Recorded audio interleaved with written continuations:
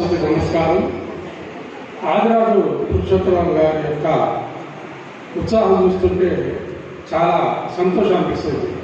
వారు సంవత్సరానికి ఒక 4 కార్యక్రమాలు చేయడం అంటే మామూలు విషయం కాదు.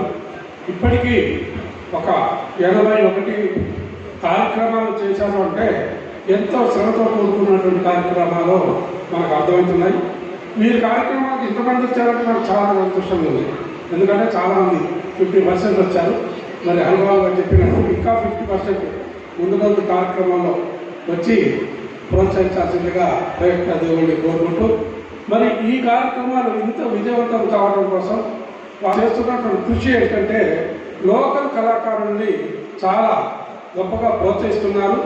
మరి హరిబాబు గారు చెప్పినట్టు లోపాలని మనం వెతుక్కుంటా వాళ్ళని ప్రోత్సహించే విధంగా వారికి చేయూతలు ఇవ్వాలని, అదేవిధంగా లోకల్లో ఉన్నటువంటి ముఖ్యంగా ఈ పాటలు గాయకులు కార్యక్రమానికి ఎంతైతే అవసరమో అంతకంటే ఎక్కువగా దాతలు అవసరం విషయాన్ని మనం గ్రహించి లోకల్లో ఉన్నటువంటి ఇలాంటి కార్యక్రమాలకు సంబంధించి వీరిని మనం ప్రోత్సహించాల్సిందిగా కోరుకుంటూ చాదనైనంత మరి సహాయ సహకారాలు అందించు.